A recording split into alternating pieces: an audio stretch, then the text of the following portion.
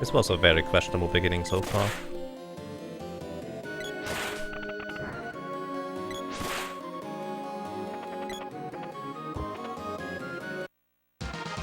Did it?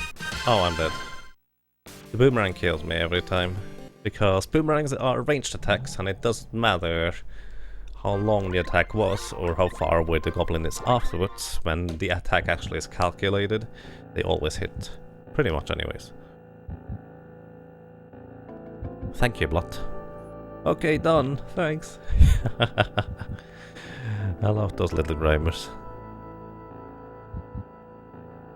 Oh yeah, don't worry about it. You can drop links as long as they're relevant. The chat is generally slow enough that any one of the mods don't really have trouble keeping up with it anyways, in case it was something less than appropriate. There's an FFZ on mobile? Interesting. I did not know that. I'm doing quite excellent, thank you. Glad to hear you're doing well, Metal Bear.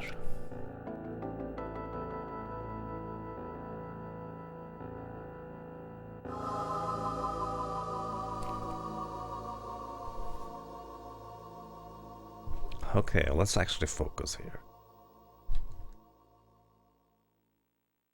Usually when I don't get an immediately good start, that means it usually takes quite a long time until anything gets started.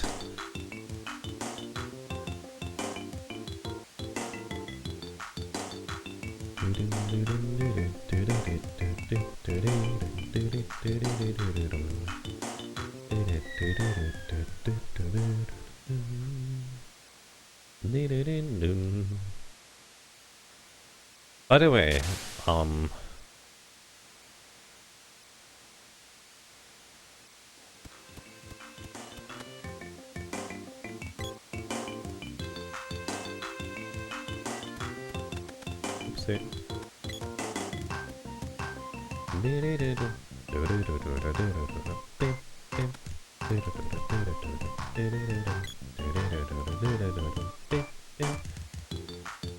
I was thinking, there is that ROM hack for Seeker of Mana that is called Hard Seeker of Mana.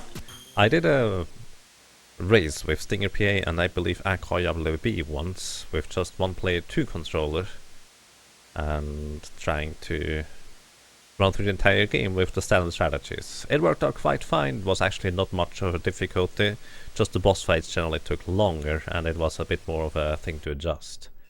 However, I was thinking, would it be interesting to try and complete that one in a glitchless setting instead?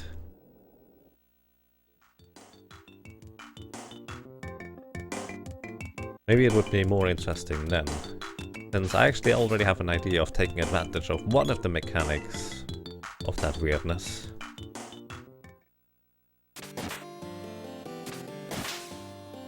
One way or another. That was rude.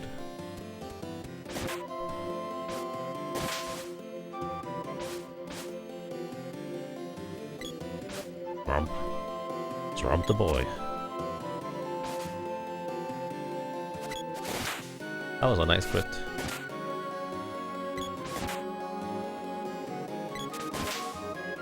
The other guy didn't spawn, unfortunately.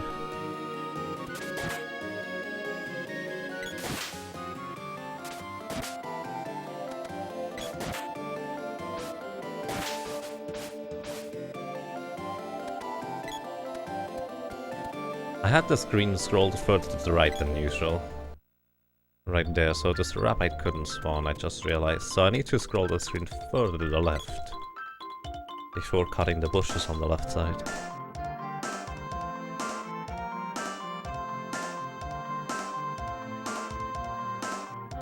I think it's not worth the time. Mostly your stats get lower than the boss stats are higher. Long boss fights don't mean hard boss fights in my opinion. Yeah, generally speaking. But you generally also have to account for a bit more instead of just the bare minimum that we do in glitchless runs.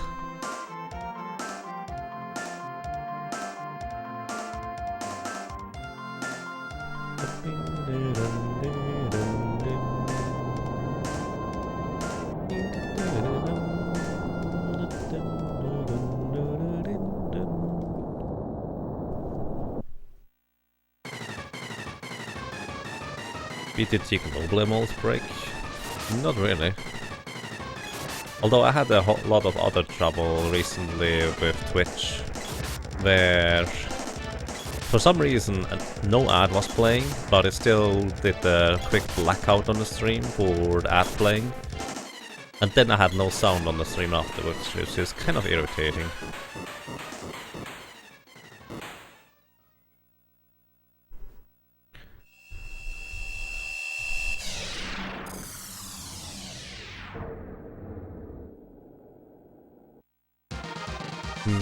I do have both BDTV and Franker faces installed. You got that too?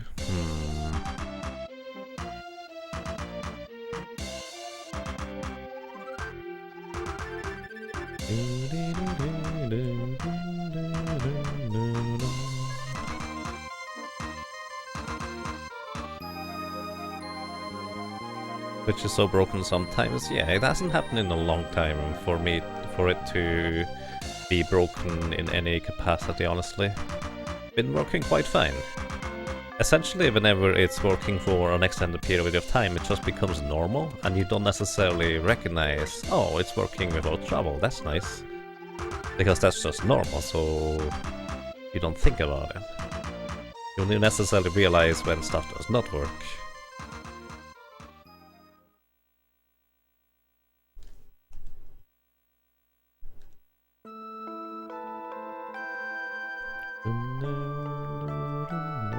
You can take the test chest downstairs. By the way, if you go back into the Elder's room, all the villagers are gone out of there. It's a bit odd.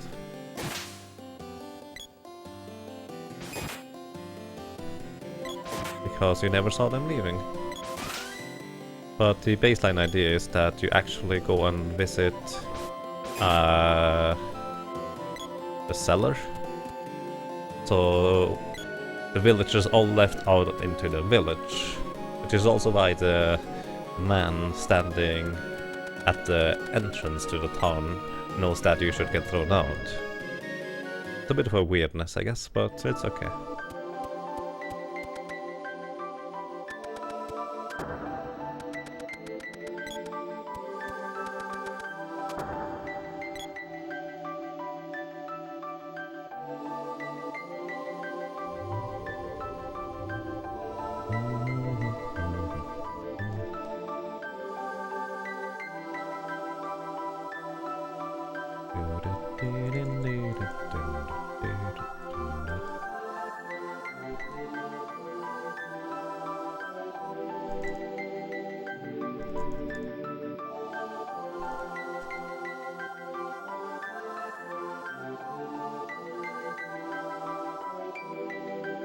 Mashing through text.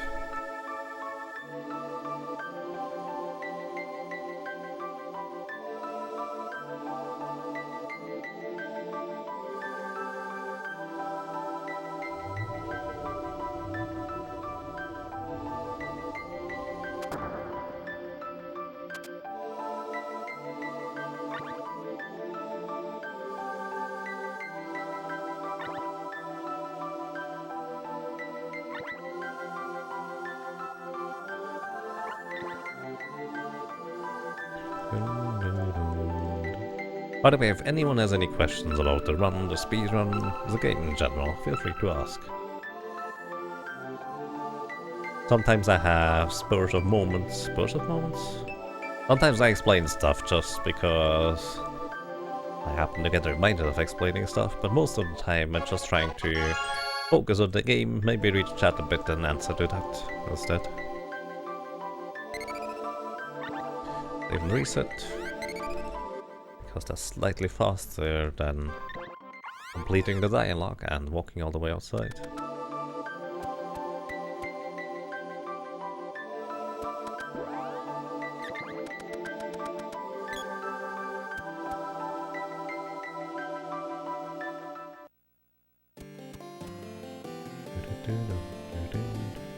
I've never noticed at the Twitch TV emotes in general.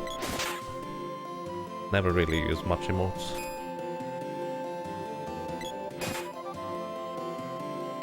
Okay, missing the first hit on that flower.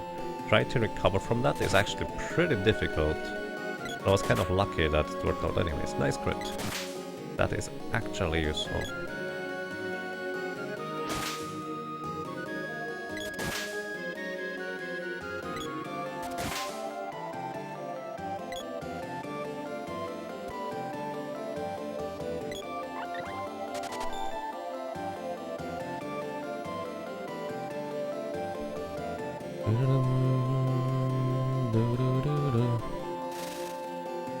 How do you get the spell level to 8.9?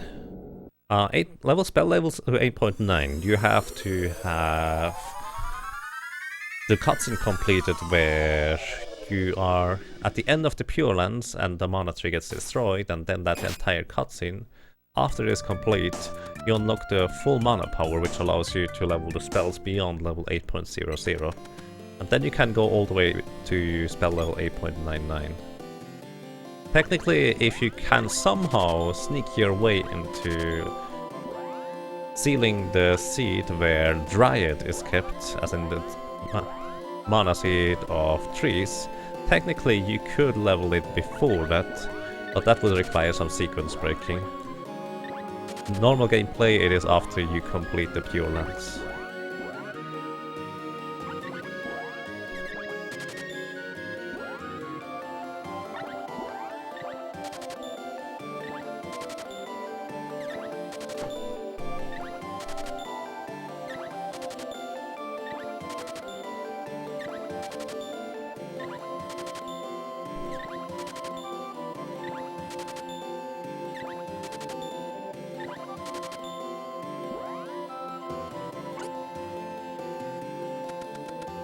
So let's hope no balloons and nothing is in my way. That would be lovely.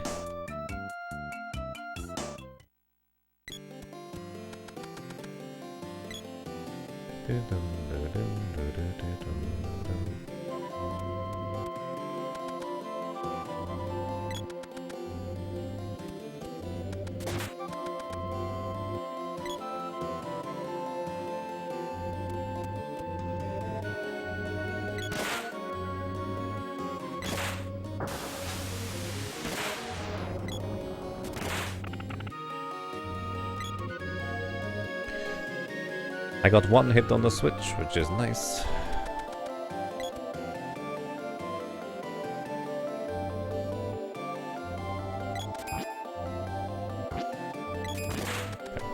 I had to wait there a little bit. I could have tried to just sneak past like I usually try, but in this case I actually want to get a run going, and the time is good enough for me to, well, not worry too much about not getting past the slimes too quickly. At least getting past the slimes alive is sometimes better.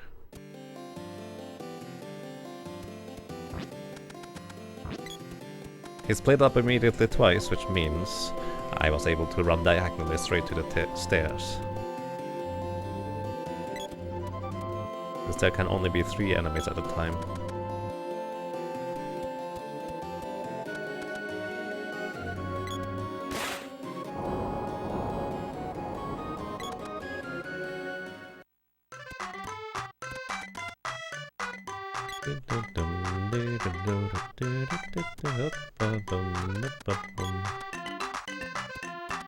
Also in normal gameplay, just in case you didn't notice it, whenever you seal a mana seed, you are allowed to level up your spells 1 level higher than before. It's kind of like getting weapon orbs for all spells whenever you seal a mana seed.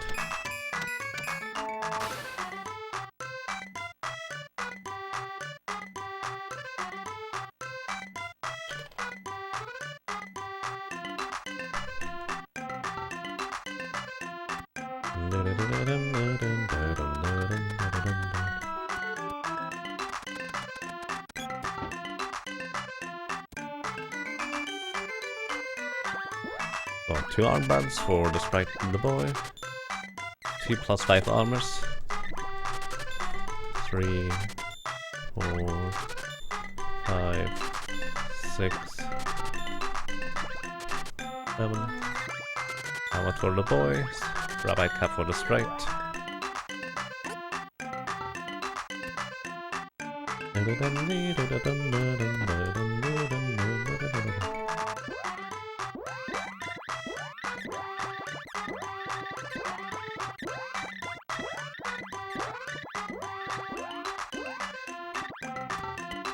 Hey, that was a good menu for once.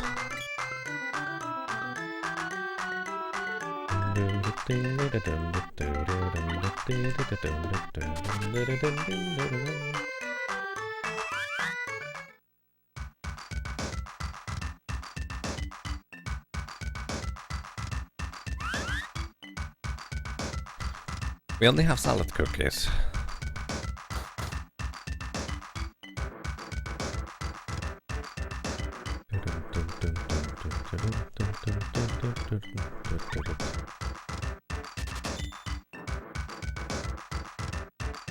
So new PvE, what sections do you think you can save time on? Wallface, Fire Gigas, certainly those two already. A fair bit on Great Viper if I just have a cleaner run through the areas. The sewer section up until Doom's Wall is definitely one as well. The Fire Palace is kind of a big one because both in my previous PvE and in that PvE I had to resort to an old strategy to get up the ramp. And a very slow one at that.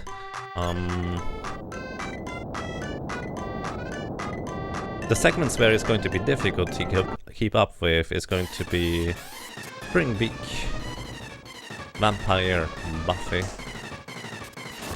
I can gain a bit of time on the Mana Beast by getting a little bit luckier. I can save a lot of time on the Dark Witch by just getting reasonably lucky. And everywhere in between, I can kind of save a lot of time just by getting all the movement cleaned up.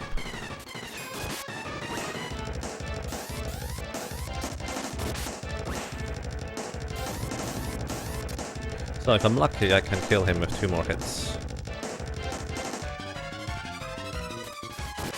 Nice, that's good looking. He should die here. Excellent. That is a 4 cycle, which is not guaranteed at all, as in...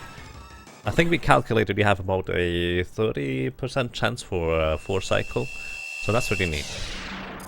Since you can have either no low damage rolls at all, which is not all that likely to get no low damage rolls, or you need a critical hit, or you can have 1 low damage roll, but every other damage roll needs to be a max damage roll, like instead of 46 it needs to be 47. And I do not know Suplicium. I don't use Firefox. Maybe someone else can answer that.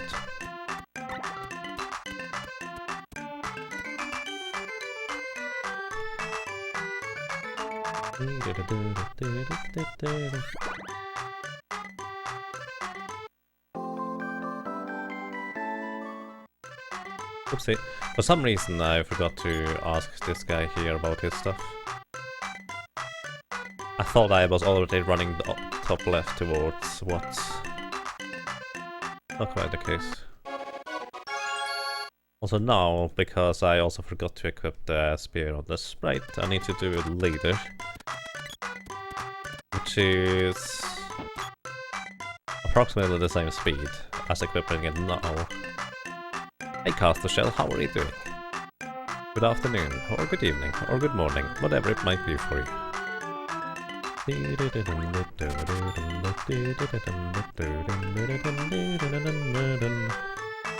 Nico Taco sounds kind of scary with barrels in them.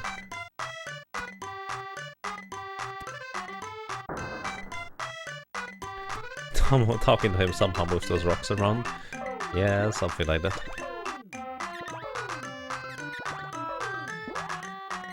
Oopsie. That was actually correct.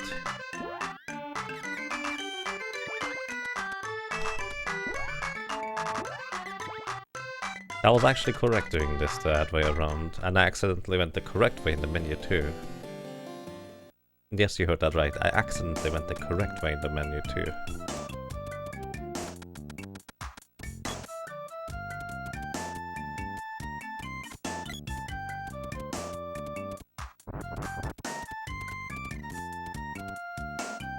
see, went a bit too far over there.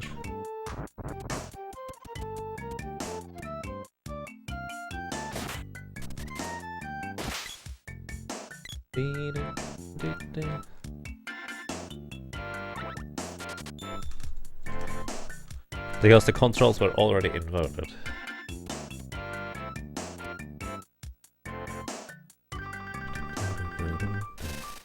It is 10:37 AM at the moment. Good day. Greetings to you, and good morning.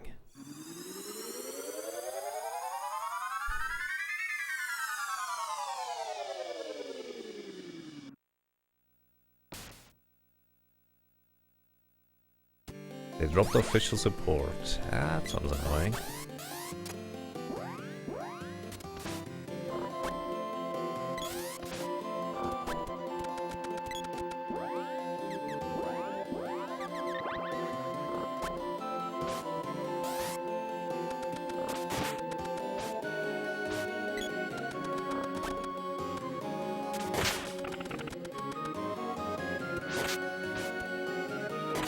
Oh, the bees might not give me max experience anymore.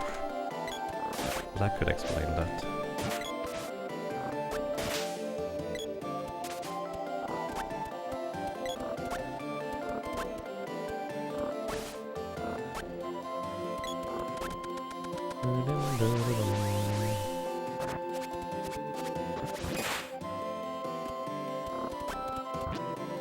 Mushroom!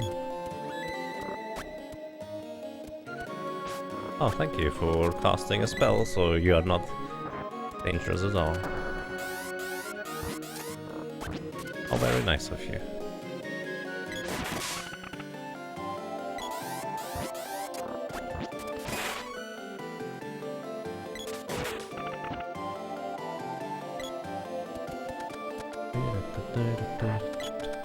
So, wish me good luck with the balls. That would be lovely.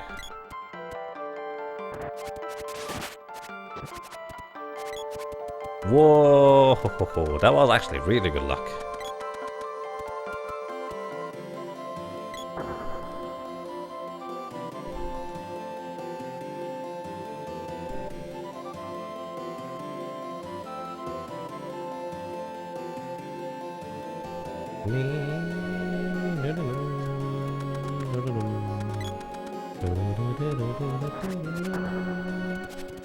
I'll answer that in a second. Caster shall when I have time to read it properly.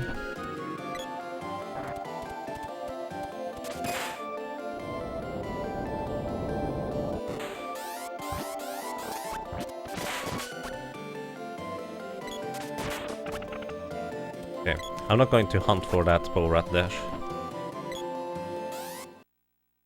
It's technically faster to kill that guy too.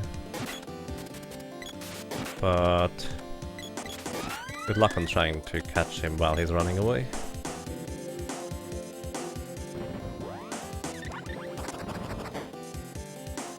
So, there are some run cuttings that are just the opposite of how you do yours. That's 2-player 1 control. How that the switches out of with the separate Joy-Cons making up one controller. Do you see this form of run becoming more popular? I think that it is more about whether it's more about the game rather than this form of run, I think. If a game has the capability of allowing one player 2 controllers, then it is likely to be taken advantage of one way or another. This is not the only game with multi-controller settings. Although it's likely one of the more prominent ones, I guess. Ah. That's a pretty good time, actually. Nice.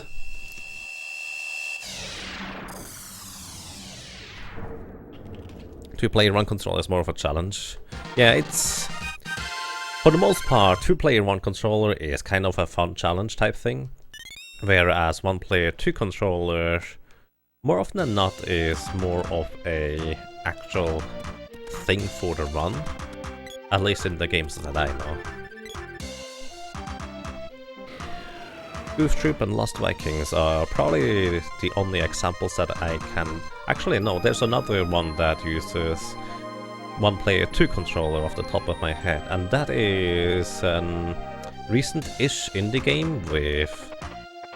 where you play co-op normally with the fox and a lady in the snow or something like that. I'm not entirely sure what it's called anymore, that game, but it's pretty neat. Never played myself though.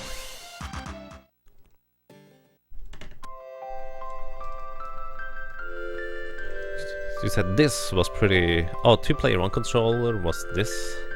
Oh, I see what you mean now.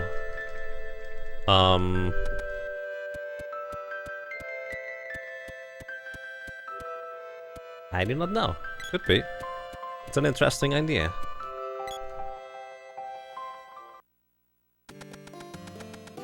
Not really sure. Would that be more like co-op maybe? It really depends on the game, I guess, in the end.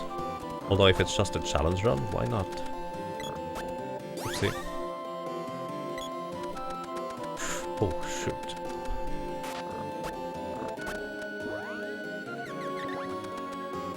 I forgot that I actually activated the second controller there.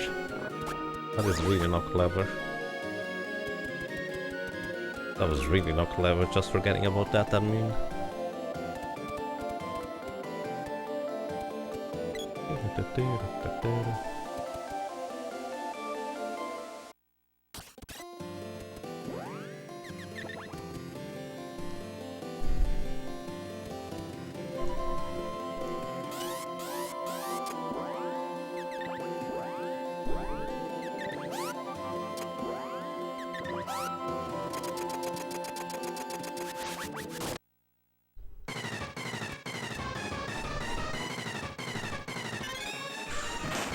The Adventure of Cookie and Cream has a crazy one-player 2 controller mode. Interesting. I have no idea about the game though. Never Alone, I think that might be the game's name, yes. That does have one-player 2 controller runs, if I'm not mistaken. At least Rudix told me that. It's still one of those games that I would want to look into sometime, but I just don't find the time.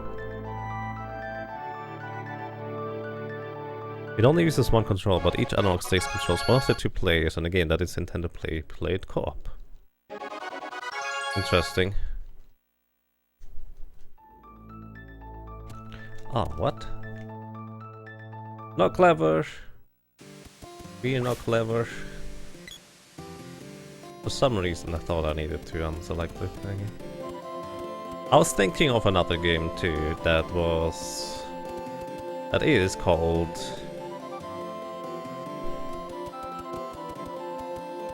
I think it's called Brothers, A Tales of Two Sons. And that you basically control 2 characters individually. And it's a really nice little game, I like that a lot.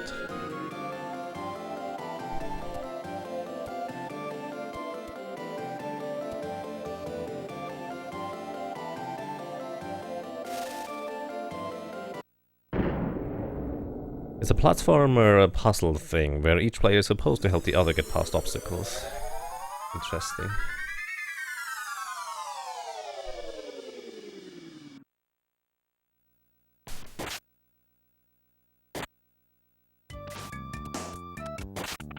Ah, the sprite just straight up killed the little bee.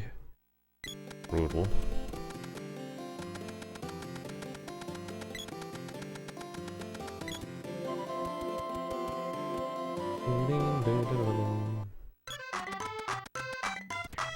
So both the run to the fire kickers and then defeating the fire kickers were kind of weak in my PB. I can improve that by just playing one.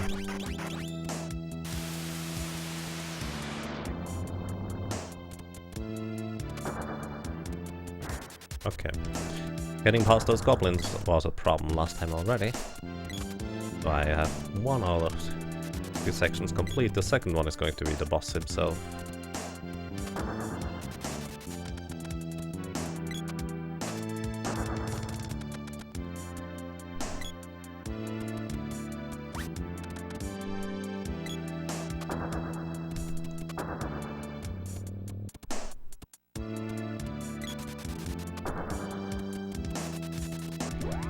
sure that was the smartest choice to despawn those goblins on the right side here.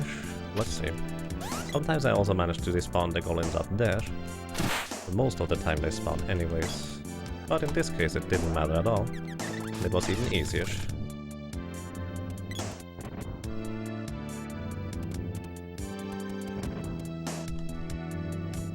Alright, that was a pretty solid run through here. Not optimal because I messed up a little bit getting out of Andini's cave. But overall pretty decent.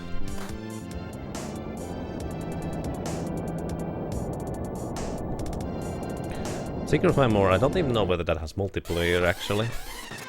It's actually not even the same engine at all. It just has very similar looking things. Okay, that's bad.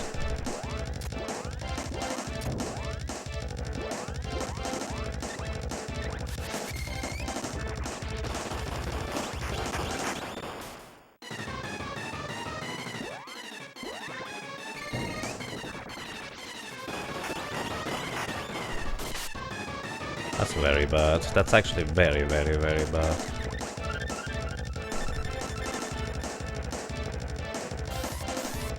I should never mess up like this.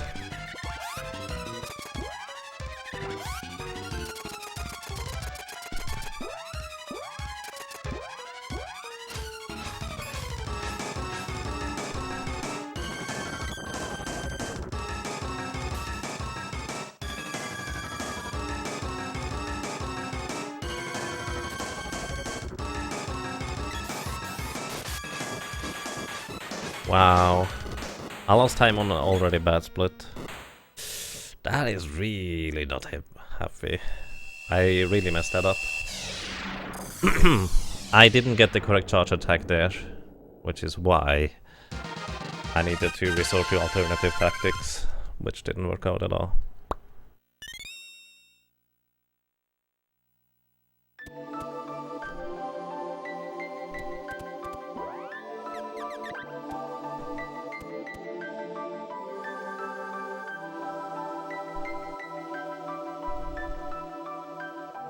You're running on 3 hours of sleep? Oh, that's not fun. Hope you get some rest next time. Also, huge time loss. Yes, as I said, I could gain about 15 to 20 seconds on that split in the first place. So losing even more doesn't exactly make it any better. I'm trying to shake off the jacket, but it doesn't want to play along for some reason.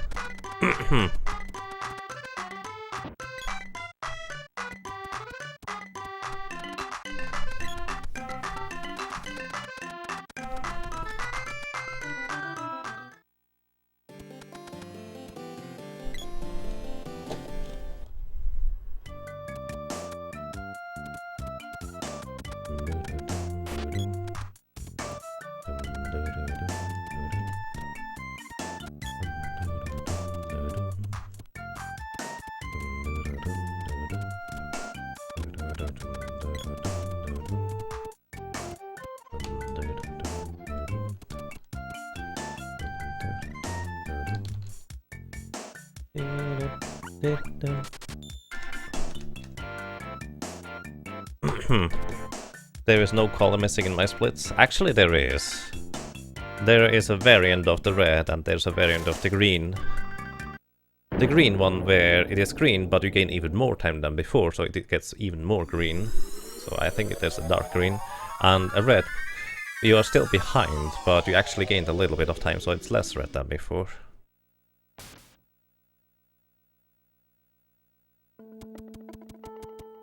Oopsie. Almost missed talking to her. That would be less than ideal. Those are relatively new splits, Kizox, so it makes sense.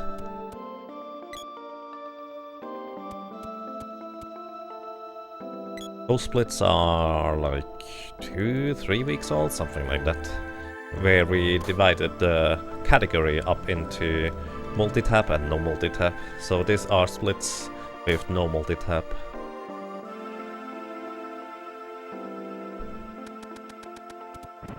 Oopsie, I was supposed to go in on the other side of the door. Otherwise the Tomato Man is exactly in the way.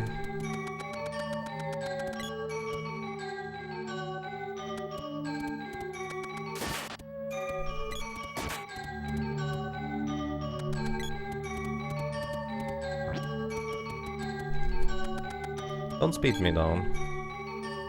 Thank you. That would be rude. Ah, what? Okay. That didn't work out at all. I took control over the character manually, but I was too slow to get down to the zombie, because I was actually not running. Oh, come on.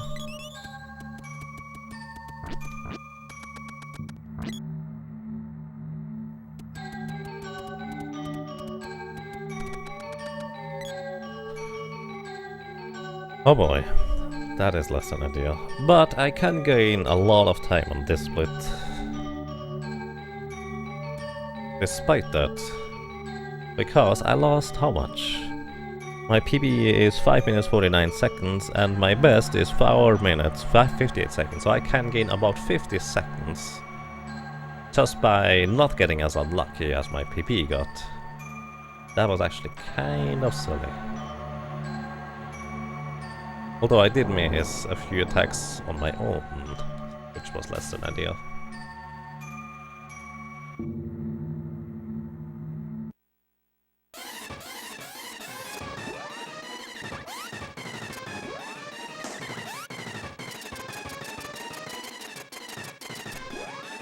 Okay, this time at least I got the correct charge attack, but I still missed.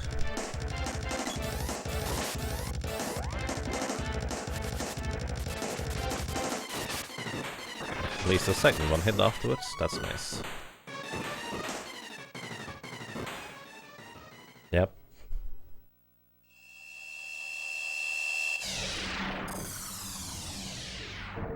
See, that's the darker green. I gained time, but it wasn't the gold split, but I'm ahead now.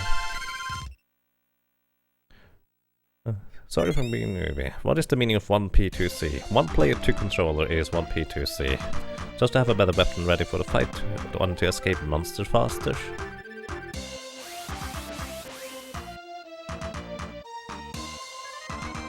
Greetings to edition, I'm doing quite excellent. One player, two controller basically means you use two controllers during the run. For Seeker of Mana, that means I have, well, control over two characters at the same time, which enables me to do a few things that you couldn't do with just one controller. For example, I can use the second controller to exchange weapons with the first one while charging up the weapon, and that gives me control over something that we call an overcharge. That is a glitch, not intended, where the weapon charges up charge levels way beyond the regular limit to at least 80, 90 or something like that in order for us to deal maximum damage to the bosses, just completely destroying the early game bosses and also later game bosses with it.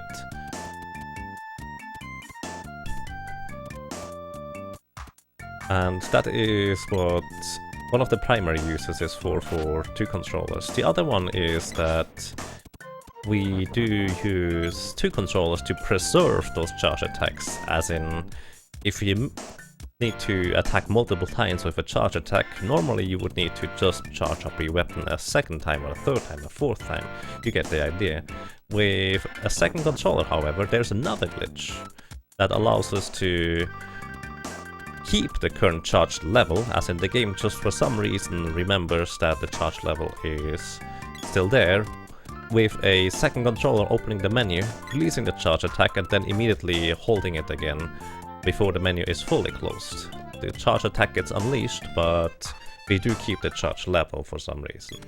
So we can, in rapid succession, just unleash level 80 charge attacks again and again and again as soon as the boy reaches 100 stamina. That's why I open up the menu. On top of that, the menus on the second controller help me choose the correct charge attack.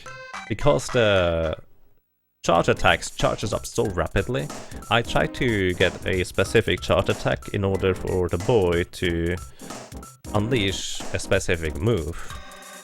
Those moves help me to gain range or invulnerability, depending on the need.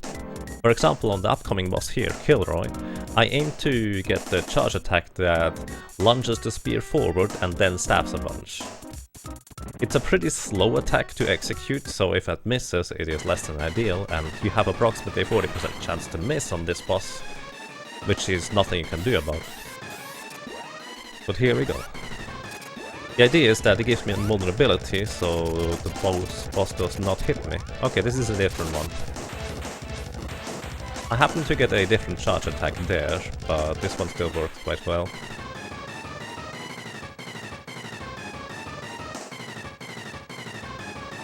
Oh, I missed a split. Oopsie.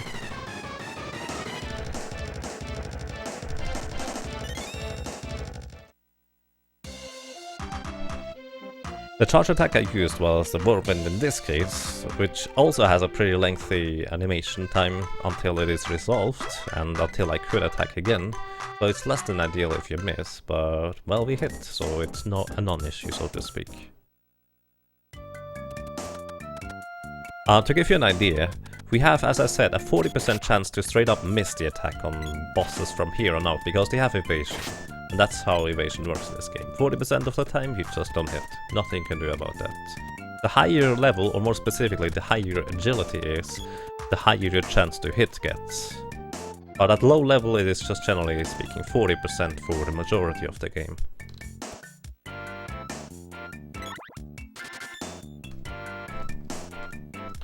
And then we have approximately a 20% chance to roll a low damage roll, which on the boss previous and the next one coming up, it actually is relevant, because if you get a low damage roll, that means we are not going to kill them in one hit. Even if we hit. So we have a bit less than a 50% chance to actually one-shot those bosses. And to the events of where we miss multiple times, or the one it just doesn't kill them, we kind of need to be prepared for those events. Also in this area here, it is actually slightly more efficient to take control over both characters to run through the area, since you can just run, but if you have AI control characters trailing behind you, usually they will get hit by one or the other enemy on the way into the Water Palace here. And greetings to you, Gunnersatum, how are you doing?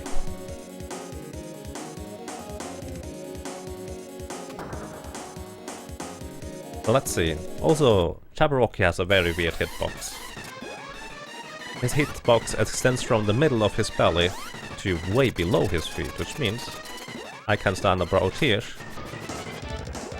and try to hit him. Sometimes this kind of thing happens.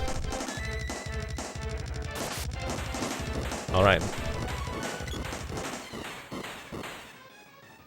That was a bit unlucky in a sense. So what happened there is Jabberwocky decided to cast Acid Rain.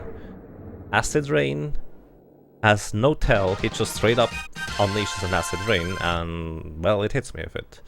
The sprite is too low level to survive an Acid Rain, plus I skipped getting the third party member, the girl, earlier. So instead of Acid Rain damage being distributed to 3 targets, it's only distributed to 2 targets. Which means the sprite takes even more damage than usual, and thus has no chance of surviving. The boy survives one Acid Rain attack, but if Jabberwocky decides to follow up with a second Acid Rain attack right away afterwards, you're just straight up dead.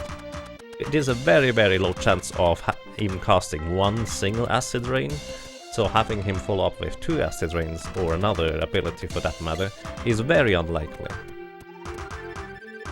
But it can happen, and it has happened before.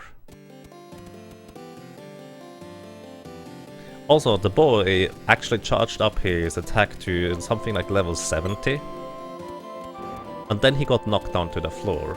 The thing is, whenever you get knocked down to the floor in this game here,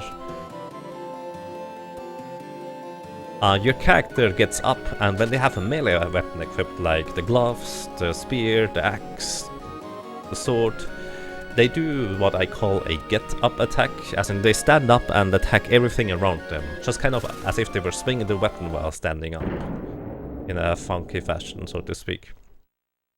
And that get-up attack actually uses the current weapon charge level, so I hit Jabberwocky without even attacking directly this time. The boy just got up and used the charge level attack to just kill him.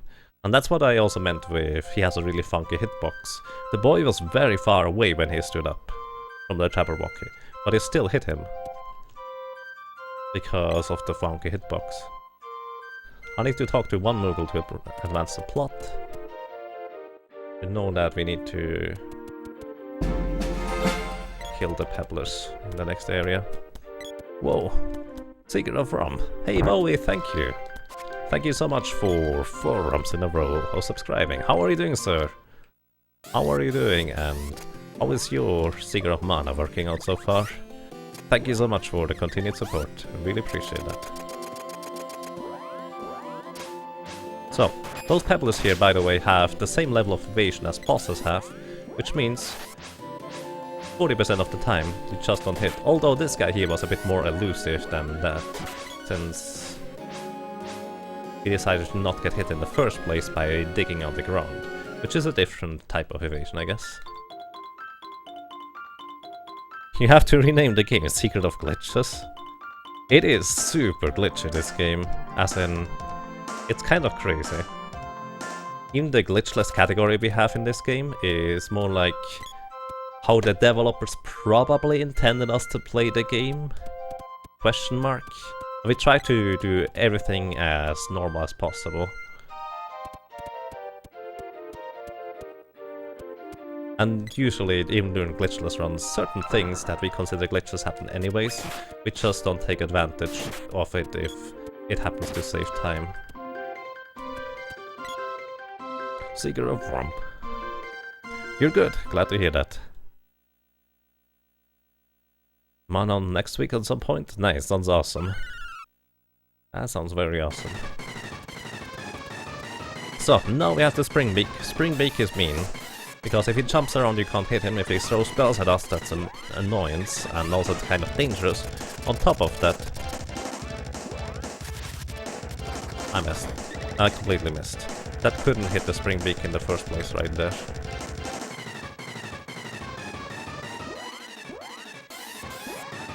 That doesn't... Oh, that actually hit. Surprising. Not too bad.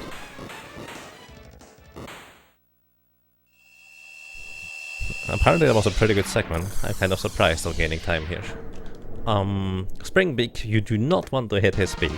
His beak is essentially a shield. If you hit his beak and it makes the zing noise, you don't hit him at all. That is generally true for most bosses, although Mech Rider and... or the vampire fights, even if you hear the zing noise, you can still hit them afterwards for some reason.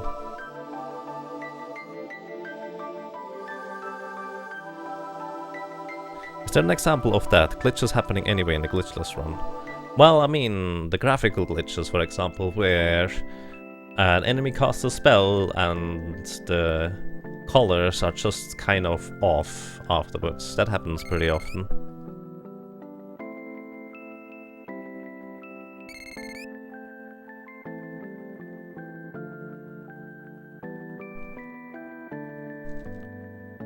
And yes, we did discover a few, I don't know about specific examples, but we did actually discover some tactics and strategies glitch related for other categories from the glitchless category, because it does do the stuff different there. Oh yeah, one of those examples is actually the weapon grafting that we know about now. If you heal someone and they have the healing animation, and then that guy is AI controlled, you use their menu to swap weapons. They still have the same weapon sprite that they had before with the weapon they are currently using, but they still have the new weapon equipped and the new weapon effects. With that kind of weapon grafting, we can actually... That's unfortunate. With that kind of weapon grafting, we can use the rope holes to jump into the wrong directions very easily. Although apparently you don't even need to do that, according to what I've read recently. But that is what we call weapon grafting. We use that in one player in one controller to use a level 2 boomerang attack very easily.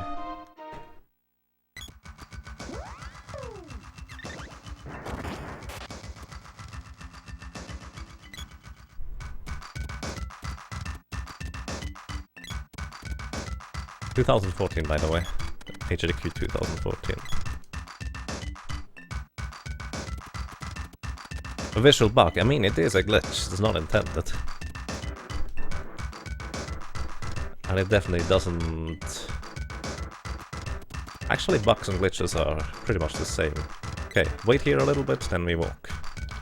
2 characters at the same time, because that's more efficient. Try and get past those guys. Unfortunately, that other guy, that other worm spawned there, so that made it a bit awkward. Wait a little bit, and just try to walk past that guy, but that didn't work at all.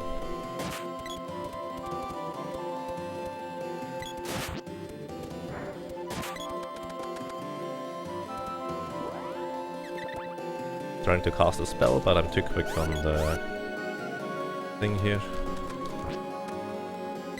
Let me through.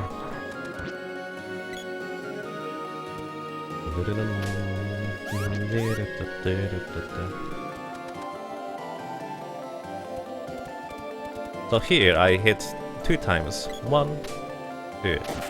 It doesn't really matter whether I hit the first owl or not. It is just for me to delay getting into the other portion of the screen over there in order for me to delay the boy's movement just a little bit.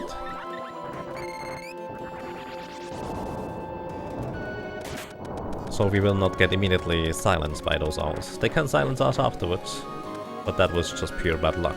But it's a very, very high chance of them silencing us right away.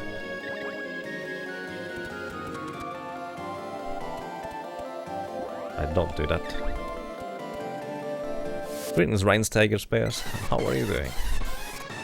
So scroll the screen to the left so I can see a bit more. And there he is coming. Hit him.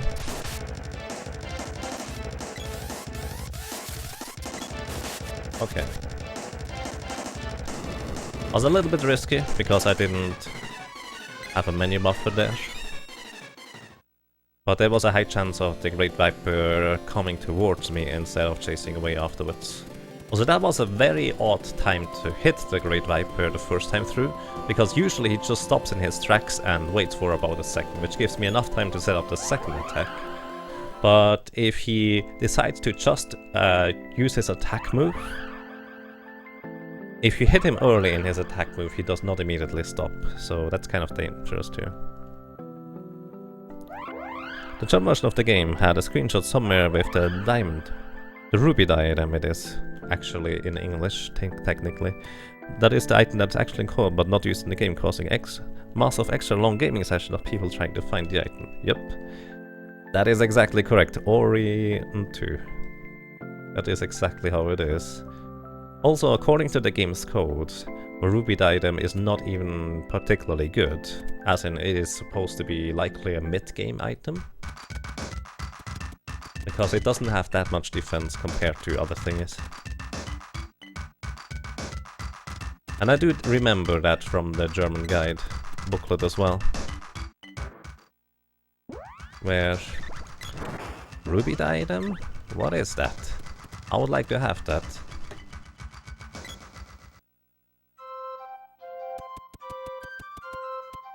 But no one knew how to get it, because, well, it didn't really exist in the game. At least not the normal way.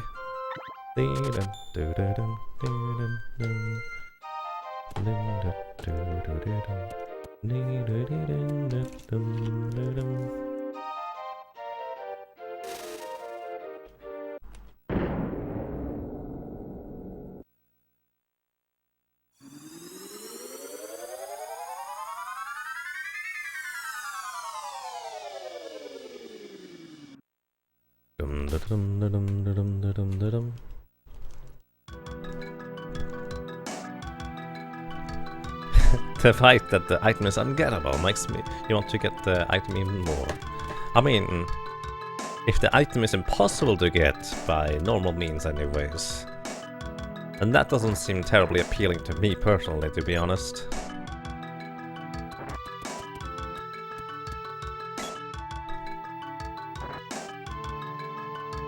But if it is ridiculously difficult to acquire, then it has a certain appeal, as long as it's preferably not just random chance.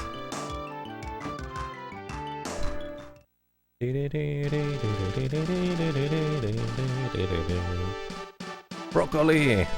Broccoli in a taco? Wow. You'll settle for drowning your sorrows in these tacos. Wow. Oh. But if you drown the sorrows in the taco, the rabbi is going to eat some sorrows. Rump.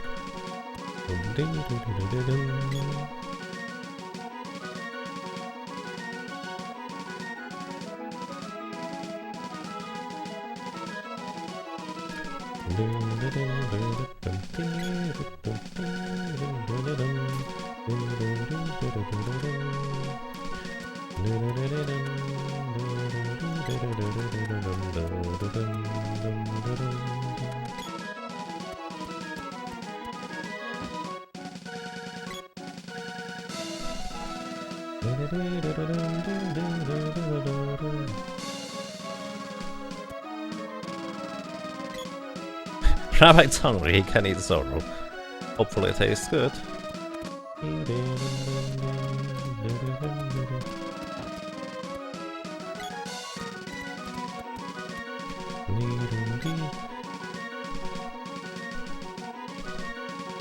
There's all those things.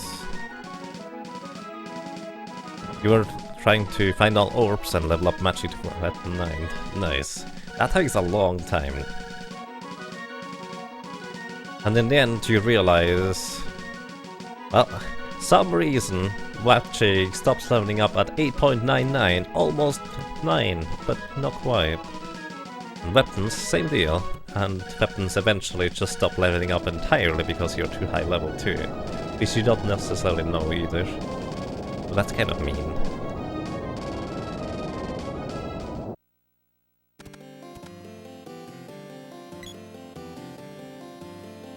Sorrow has a surprise taste of cherry. Oh, cherry sounds pretty awesome. Away.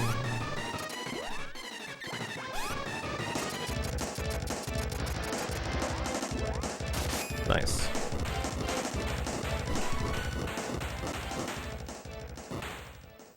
Hey, it's Hurley's now hosting you. Thank you, I appreciate that. And good evening. Good afternoon. How are you guys doing? What were you doing over there, if I may ask?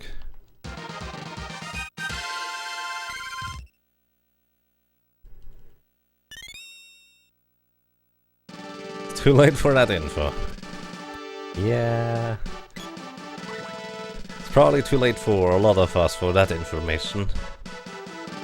Fortunately, or unfortunately, I'm not sure. I've never been one of those guys to care much about 100%ing stuff for some reason. Or even beating it for that matter. So it didn't really affect me much. I just wanted to play the game. New armor, this is going to be the last armor set that I'm buying, because I don't need more.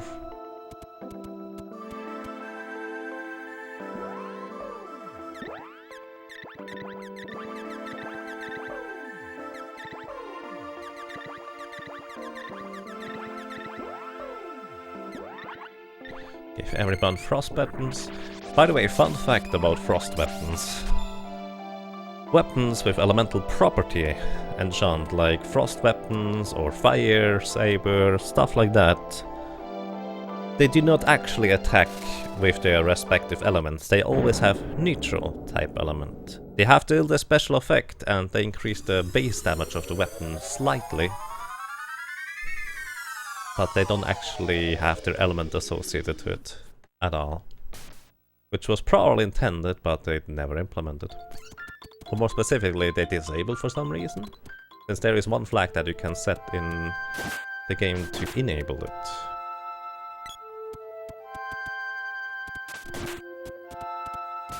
Ah. Oh, really? That guy, oh my... This guy!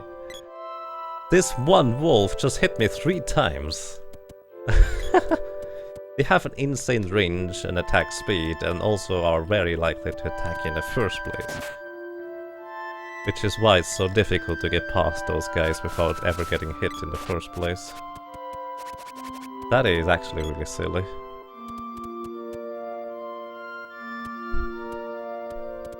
Those wolves are the main reason as to why we even get armor equipment. Alongside other enemies later, but those are the main reason, really.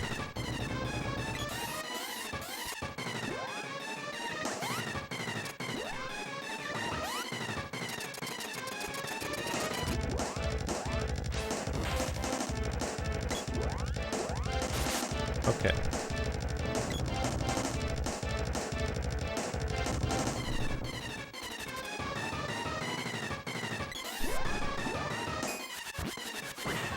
I attack too early. If you hear the zing noise, most of the time you attack at an inopportune time or at the wrong spot. Although this right now is just unlucky to miss that often. That was okay.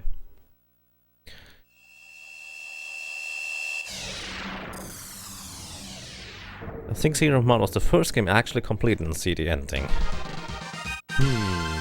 It might be for me too, I'm not entirely sure about that. You'll always have a special place in your heart, nice, I like that.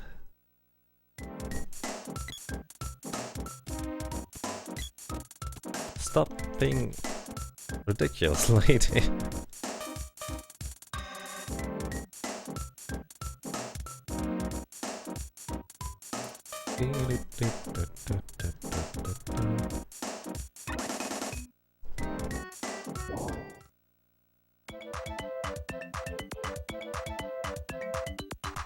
It took me a while to finally finish. Didn't understand the instruction it was giving me for getting / using the mana sword at the mana beast. Yes, same here.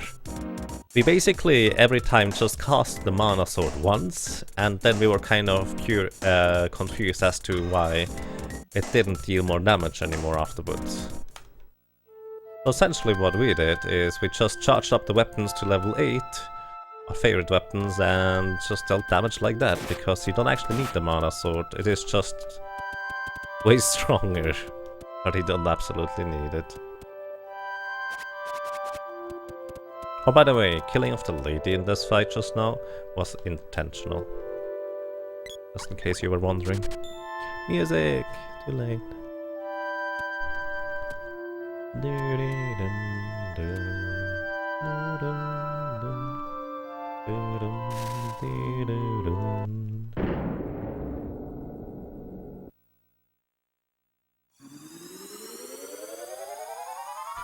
Rip music indeed.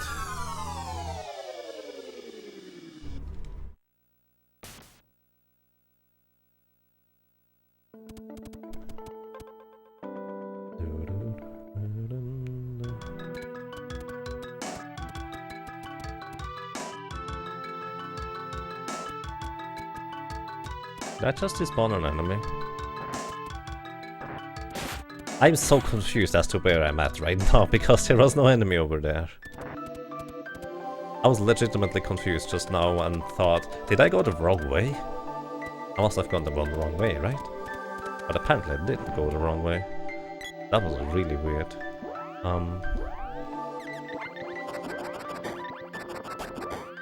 Oh, I'm already here.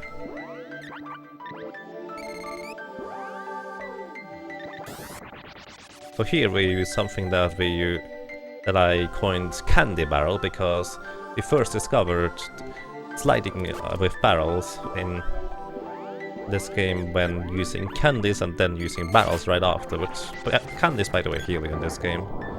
They are very healthy. So we called it Candy Barrel, because you could suddenly slide everywhere, unhindered, unstoppable. Because barrels are unstoppable, and candies just kind of made them a lot faster. And also they didn't care about slopes or anything like that, which was kind of convenient.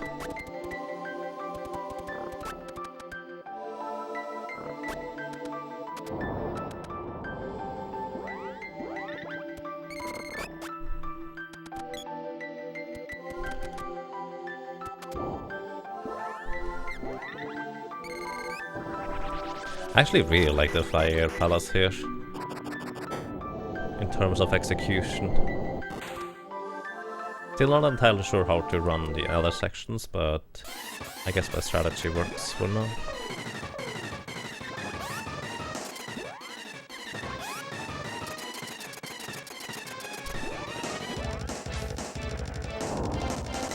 Alright, I messed that up.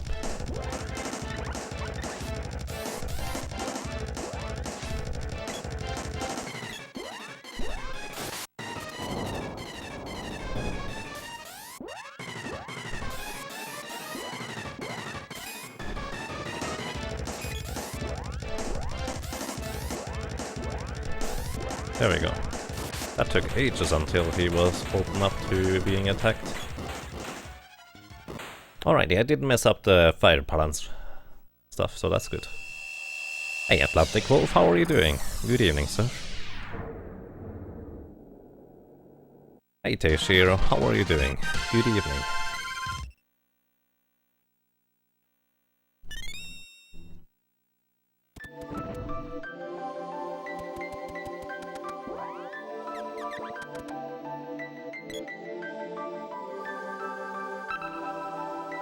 King Rump.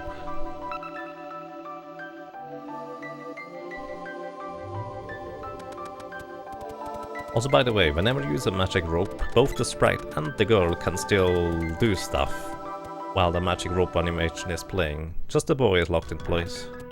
So it's technically always the boy using the magic rope, even though he can use it even if he's not in the party. And yes, there are glitches to remove characters from the party if you want to.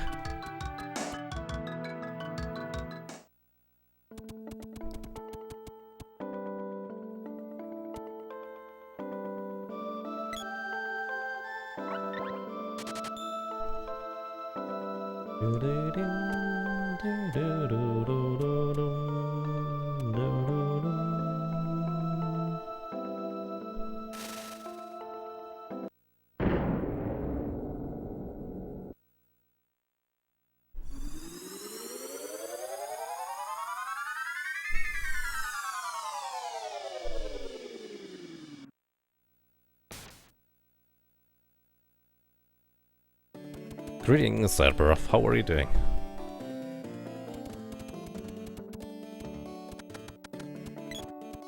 I'm just contemplating something real quick.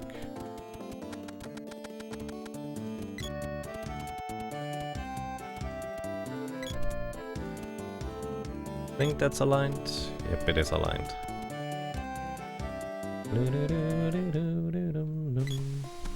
And also welcome to all the lurkers that has joined us so far. Hope you're having a good day so far.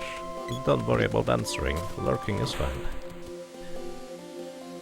Enjoy the lurk. That was pretty quick for them to split up.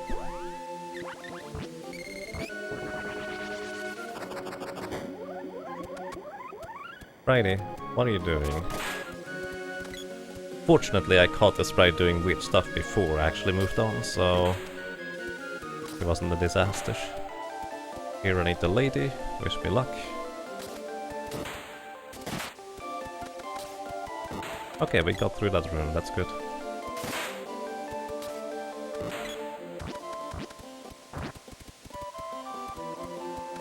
Nice, that was actually really good sewers.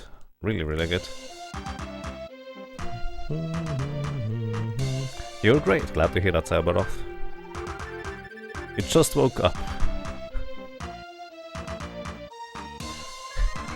That actually confused me for a second. You just woke up? Wait, what?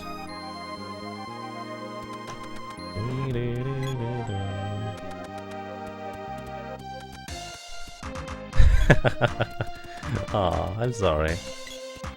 There's usually quite a few lurkers. Enjoy your lurking. Muffins for every lurker. Yeah.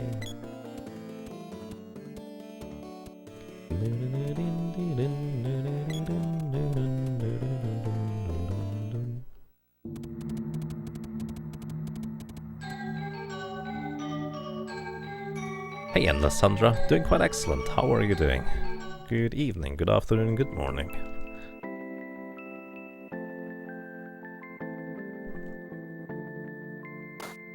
Cheese?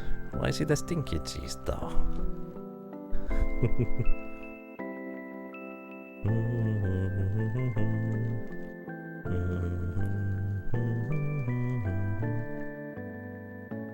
Does the sprite indeed consist of a single sprite, or shall we call her sprites?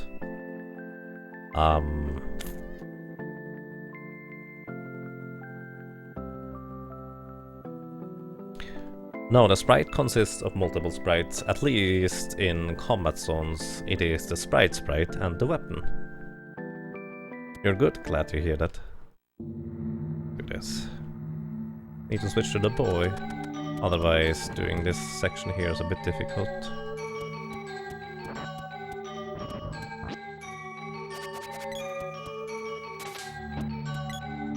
You don't want to run in this room, because otherwise the two AI control characters get hit by the eyes. You don't want to control the sprite in this room, otherwise you can't just walk diagonally down right, because he will get hit by those blobs. Just splitting up. Wow, what am I doing? You don't want to control the girl in the room after this one here, because then you can't hit that zombie before he hits you. It doesn't even matter whether you hit him, you need to attack him so he does not attack you. Here you want to have two controllers, because after they make blop, you just step on the switch and run outside of the lady. Unharmed completely, then you run back.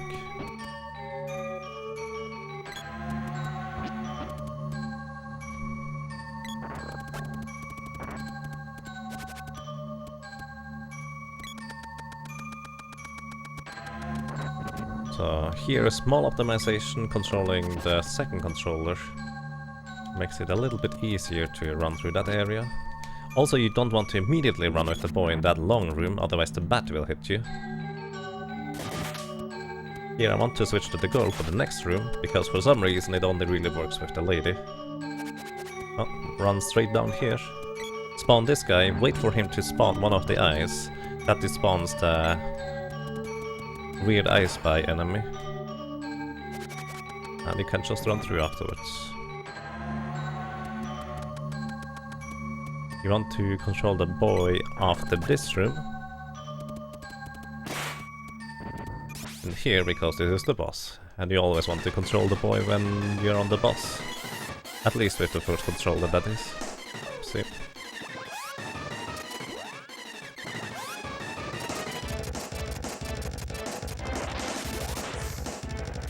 That's an unfortunate miss.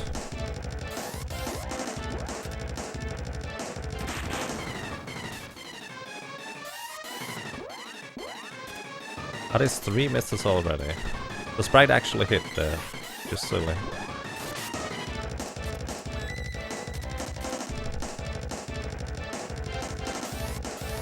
The heal delayed me a bit, but it's not too bad. The lady is dead, that's actually okay, as long as I get to hit the wall here. Nice. The reason why that's okay is I want to have her be lower level, so she guarantees dies in 2 hits for after this section here.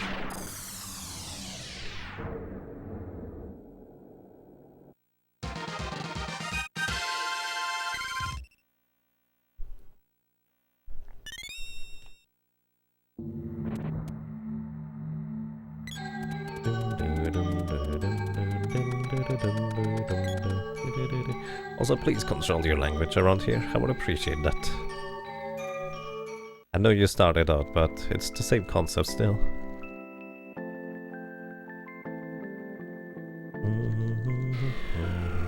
Ow.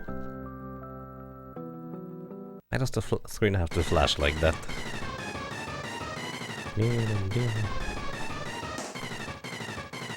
Nico Taco. Which challenges of that game haven't you finished yet? I don't know, are there any left? To my knowledge, I've completed pretty much everything you can do in this game, maybe, probably. Maybe some odd variations, like 100% glitchless single character or something. I haven't done that. That would just be an oddity.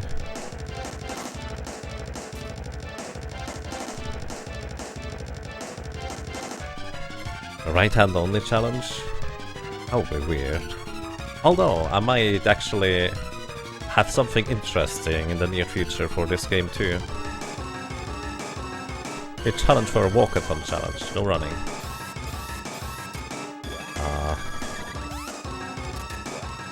Hang on.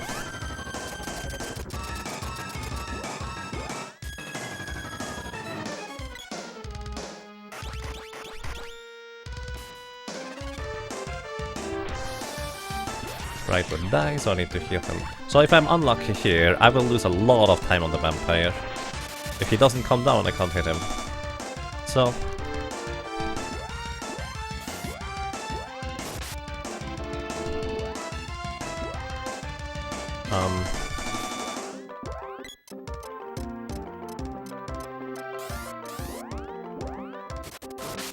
I couldn't actually use the other ability here.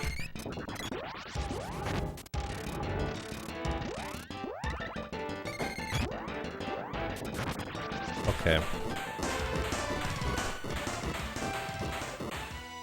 Wasn't a terrible vampire fight, even though I lost 26 seconds, well basically 27, it still wasn't a terrible one.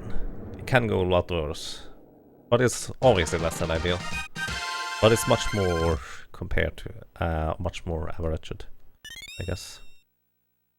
So I'll check the DDR. DDR was not that fun when I was not used to the dance pad yet. Maybe later when I'm more used to it. Bow only challenge or magic only challenge? Magic only challenge, you cannot kill the mana beast. I calculated you can do about a bit more than 7,000 damage to the mana beast, which is just, well, a bit more than 2,000 damage shy of how much damage you need to be able to do against it. Bzz, bzz.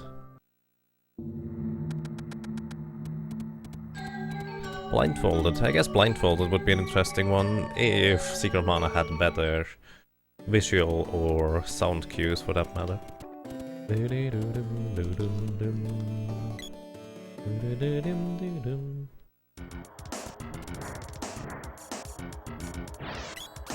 So here, the lady should die in 2 hits. There we go.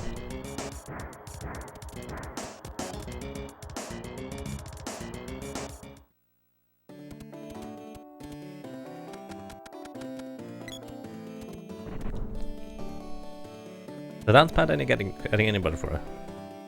Well, not if I'm not using it, not recently. Been too busy, unfortunately. Also a bit lazy, to be honest. I should probably stick more to it.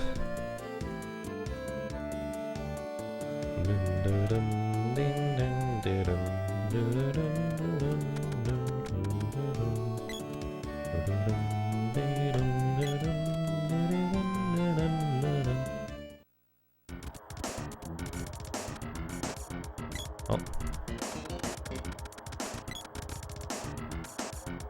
Too far.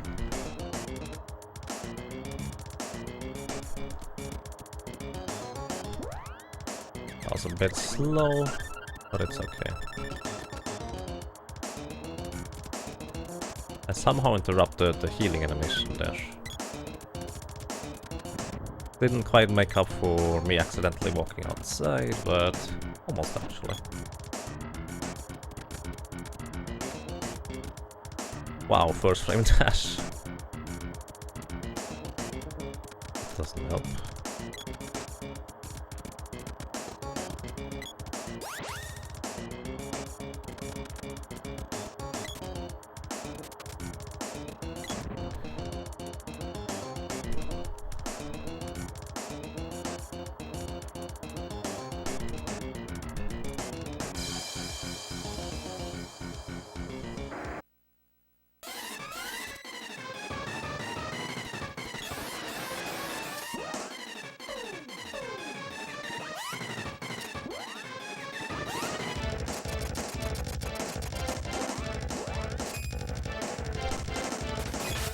No, Sprite, why?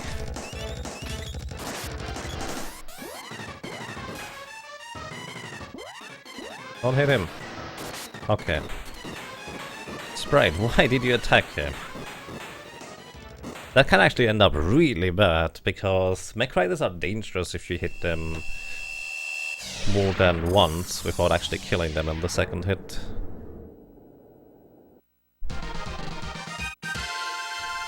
Your game with blindfolded challenge?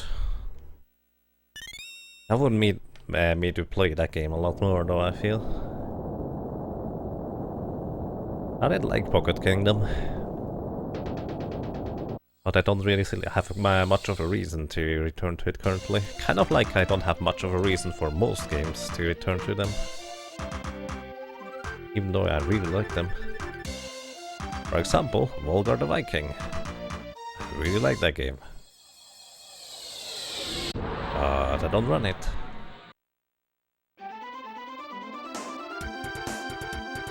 Well, I guess I kind of run it at some point. Not really.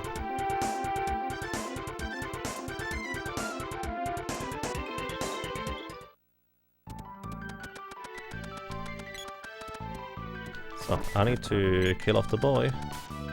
Very important. Ladies should not die yet. That is also very important. Wrong character.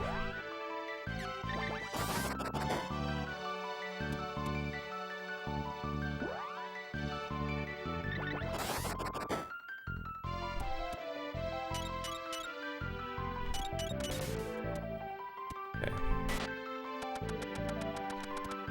Kill the boy. Thank you. The lady, however, needs to survive. I need to have her alive.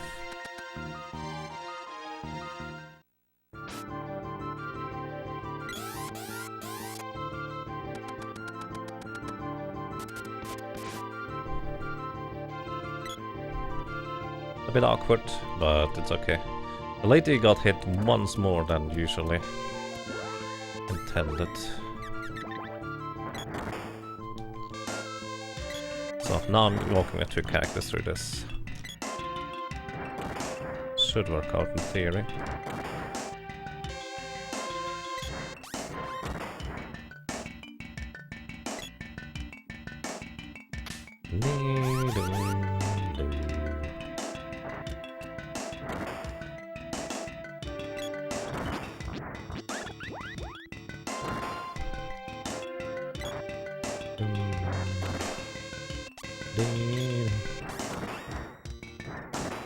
Come on.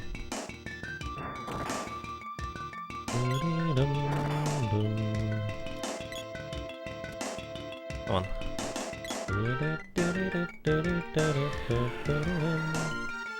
Come on.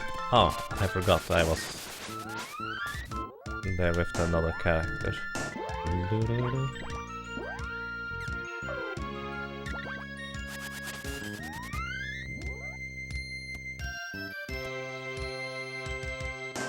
That was not bad, but it can go a lot faster, considering my goal split is just kind of insane in this section.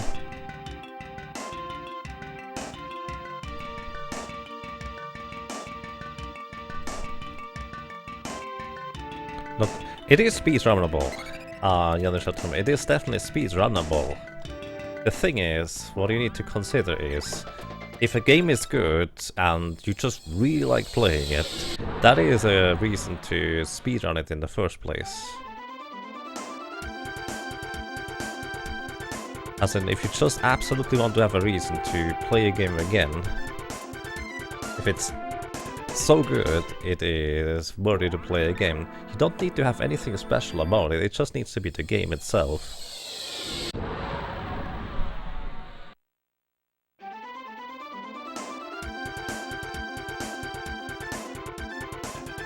And that means it is already worthwhile, and speedrunnable for that matter. You don't need to have in-game timers, you don't need to have anything extra added to it. It can be just what it is. The way it is fine.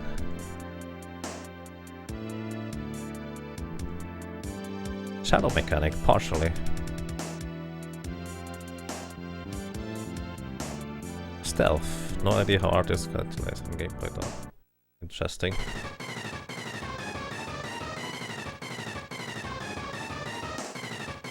It's just there are so many games that are quite good, Like, I consider the Free Pocket Kingdom to be quite a good game, honestly. Few quirks here and there, but like so many other games, it doesn't quite reach to the point where I would want to go out of my way to play it again and again and again.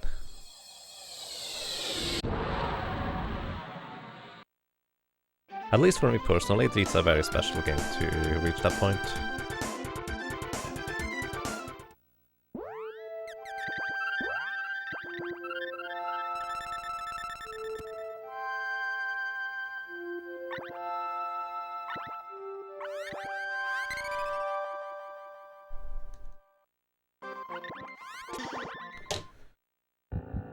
Whew.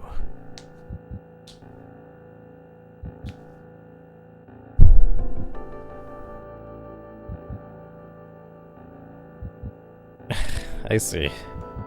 Yeah, exactly. That makes sense, Jenny Shutdown. That makes a lot of sense. You don't have to implement stuff like that if it's a good enough game.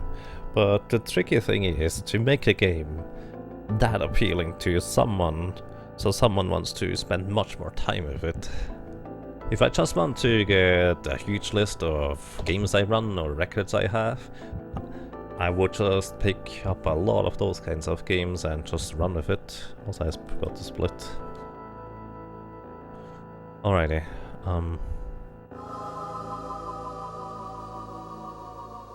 I need to switch over to the sprite with the first controller afterwards.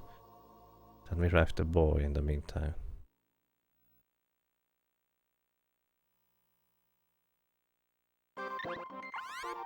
Yeah, I need to focus now.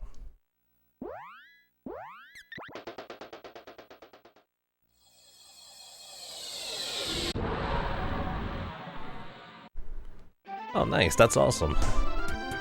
Under 20 minutes? That sounds actually really quick.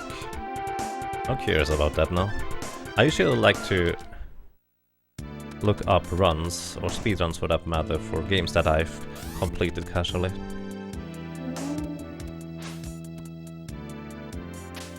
Didn't hit, but that's okay, probably.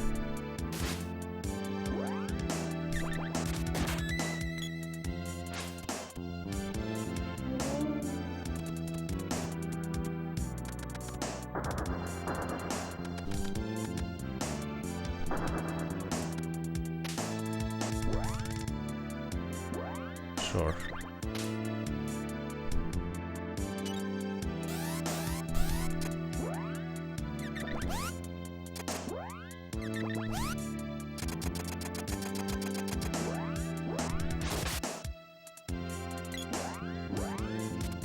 Ah, that's the wrong attack, boy. That didn't get through before. Heal, but it was okay in the end anyways. Oh, that was the wrong split. We don't split here. I don't split here anymore. Come on.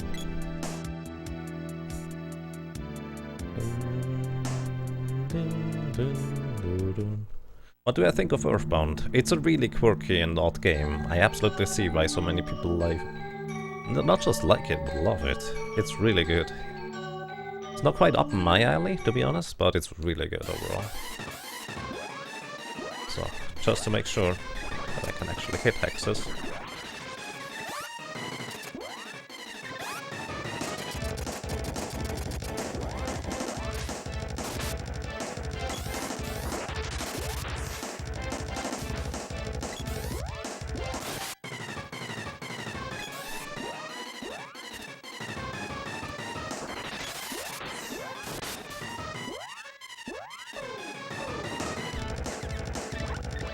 No, wrong guy. Oh no. Wrong character to use the item on. For some reason that made sense in my head. Please hit.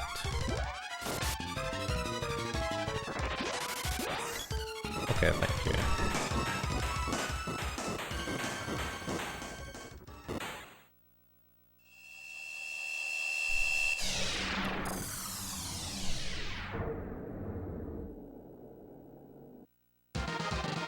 You have no idea what's going on in this run. It's really difficult to explain within this short time frame anyways. But I also have to focus a lot right now to not make mistakes. Since you die really quick in this game if you make mistakes.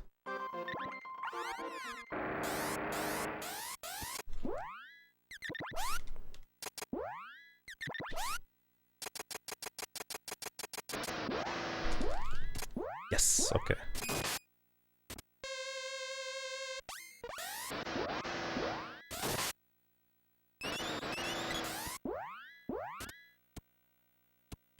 That was a bit close. Could have run me over there.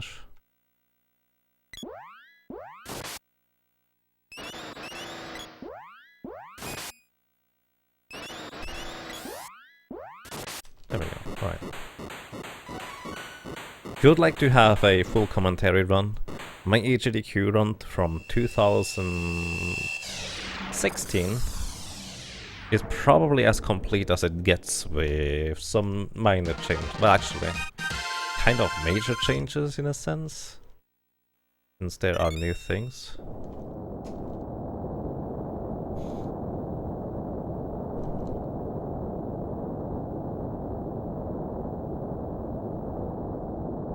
And yes, I'm using a combination of glitches to allow me get backwards through the Grand Palace.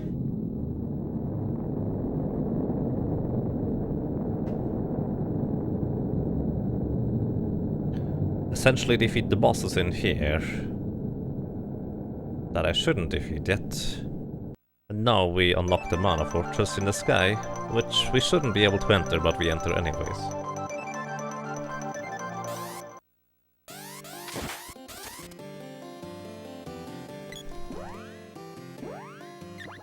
No! I thought I released the attack button there, but apparently I didn't. The boy was slightly too fast.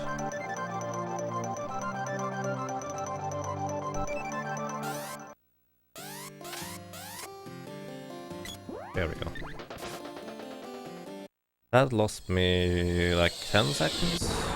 I don't know how much exactly it is. But this split here is already really strong on my PV. Okay, let's do this.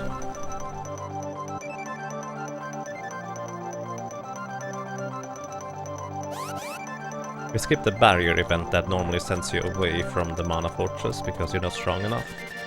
But we are indeed strong enough. Don't hit me please, thank you. That was actually pretty risky to do that.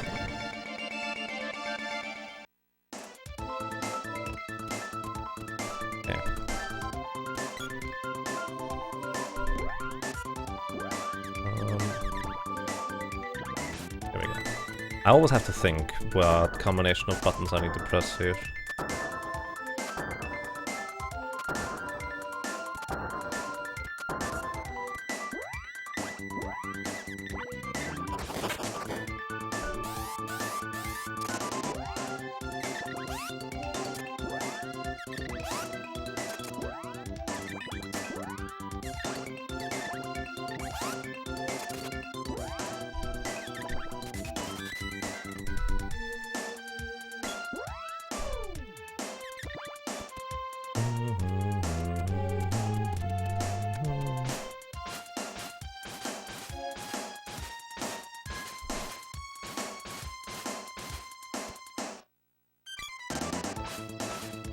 Most enemies one-shot both the sprite and the girl. A lot of enemies one-shot the boy. Good evening, Blacky Locus, and good evening, Too Cool for a Name. How are you guys doing? Wish me luck.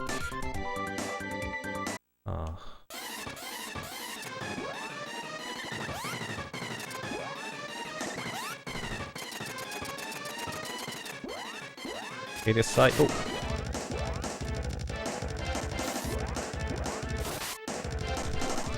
Too early.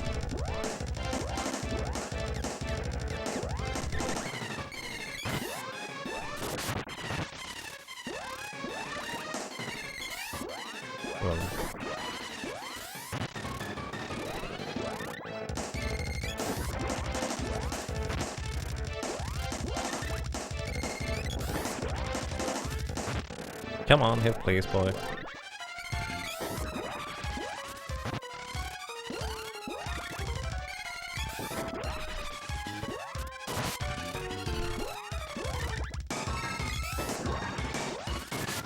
Nice. Last 20 seconds because of the landing and airborne a little bit, but other than that I also lost a little bit of time on the path.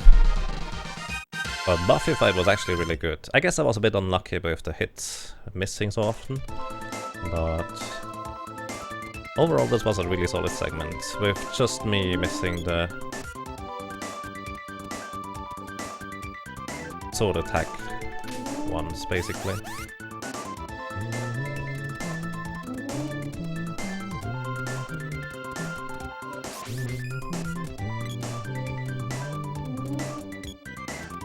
Come on, guys. Lit up, please.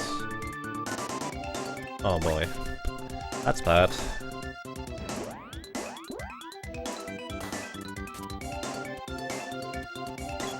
Alrighty. Lady! Ghosts really have a odd type of pathing to follow you, which isn't exactly correct. It's more like...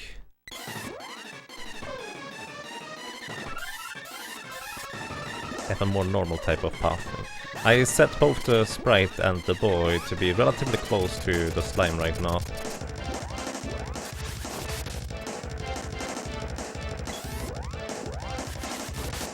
Because the slime seems to target always the character that is the first away from him. So because the lady was still reviving over there, it's better if she got targeted than the sprite.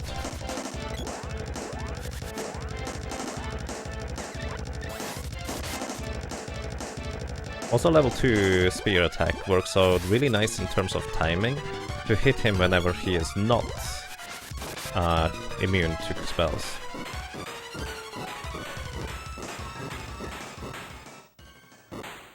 Not bad.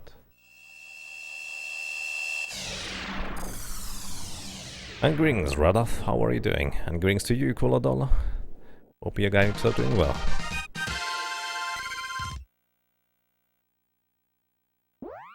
Early.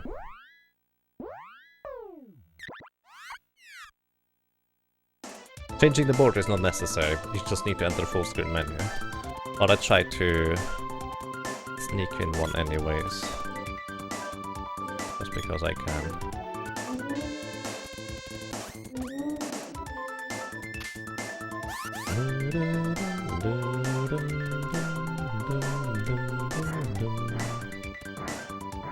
Okay. Oh no, you're doing the wrong thing, buddy. Cast a spell, please. Alrighty, that works. It's not a spell, but whatever. That ninja being aggressive is actually super rare.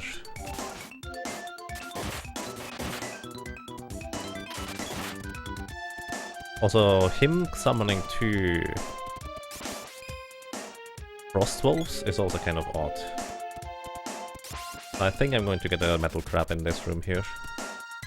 I hope not, but that's usually what happens. Oh, and the mask doesn't spawn. It didn't spawn, but we didn't get a metal crab, so that's good. So let's hope for no wolves down here. Nice. And let's hope for no tsunamis or... oh, this guy down here. The boy is dead.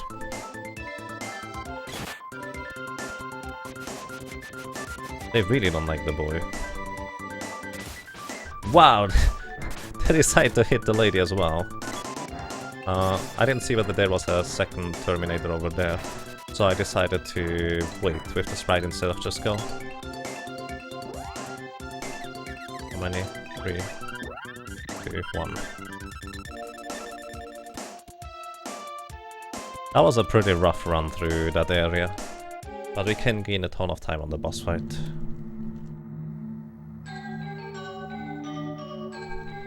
No multitap means no third controller. Yes, in a sense that's what it means.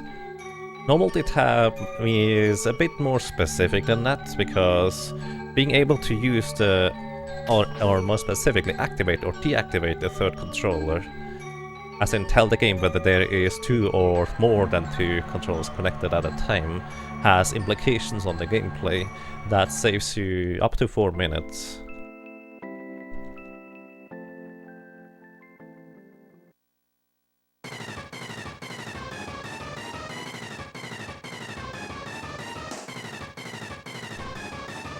So let's see whether Darklich plays along today.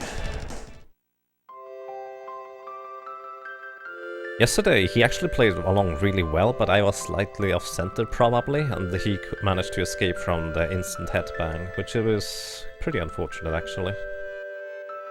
I also only have 1 Cups of Wishes left, so I can't take too many risks.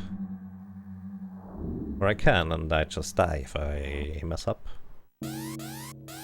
That's the other option.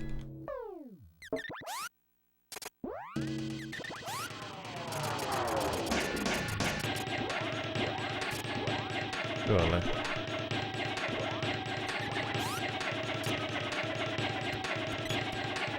Oh no, that's not what I need.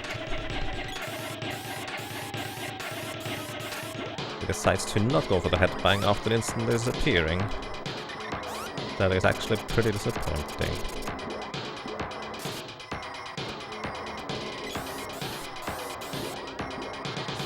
That was a bit too early.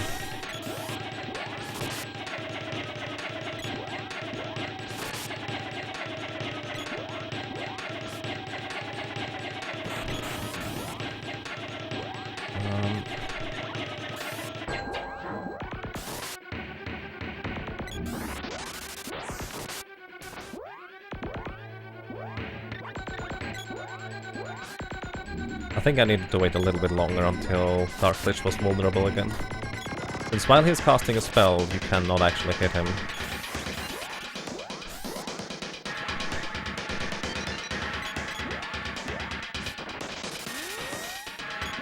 Or using an attack for that matter. Here I need to wait a little. I couldn't wait long enough, otherwise I would have lost my charge attack. Okay. Not too bad. Can still go a lot better than that. But it was still faster than my PB.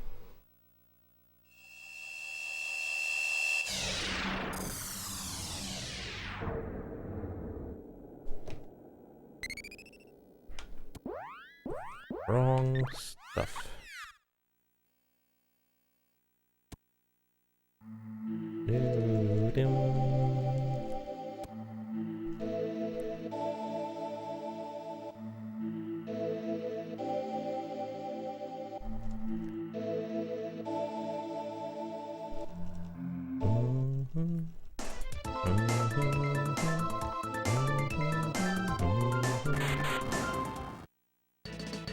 I can gain a little bit of time on the mana beast if I get a 1 cycle, but that is mostly luck dependent. And I guess also timing dependent whether I get the timing off properly.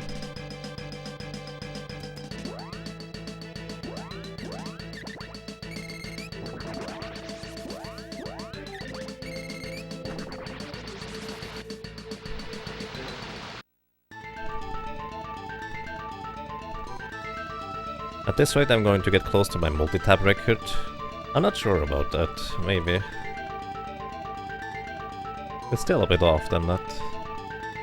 Off compared to that. 3.5 minutes. Yeah, I could actually get close.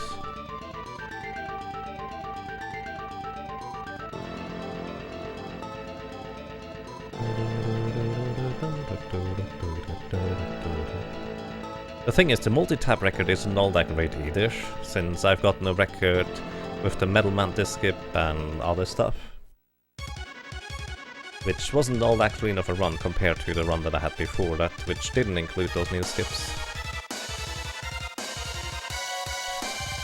Okay, I need to beat the boss first here.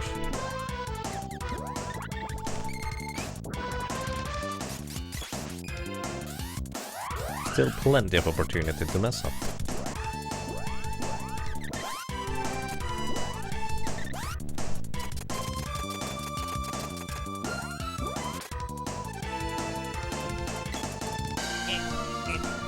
Oh wow, it's actually raining inside. I didn't notice that until now. That's less than ideal. I need to probably try some stuff after this.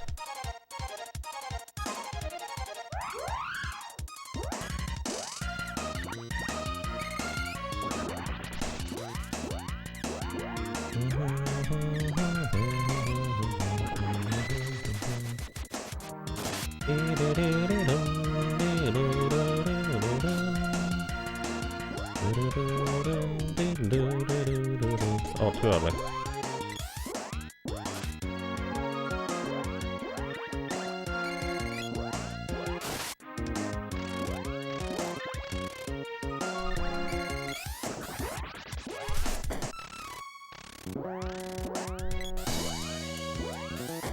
I'm messing that up quite significantly.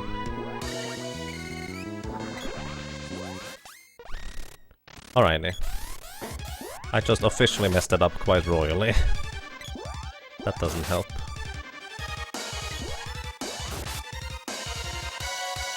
So I would need like 5 or 6 critical hits to get a 1 cycle.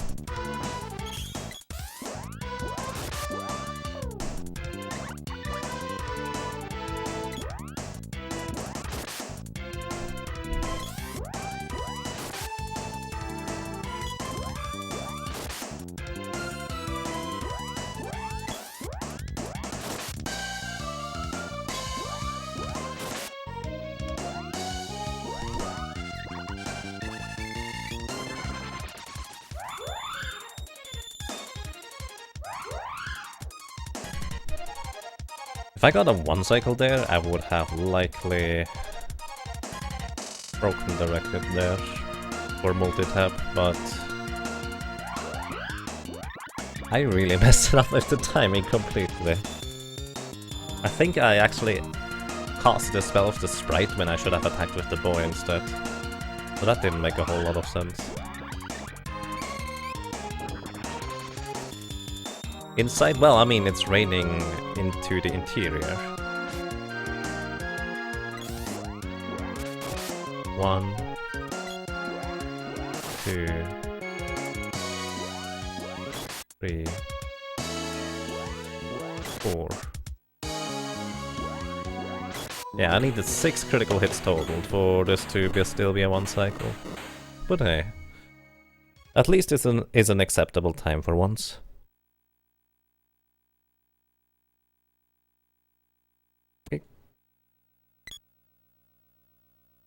Don't summon Acid Storm inside your room. And don't try to.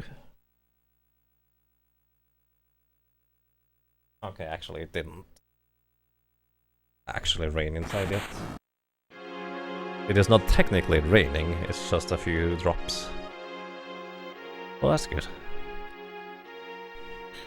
GD. So yeah, sub 150 with potential for improvement, and also no multitap.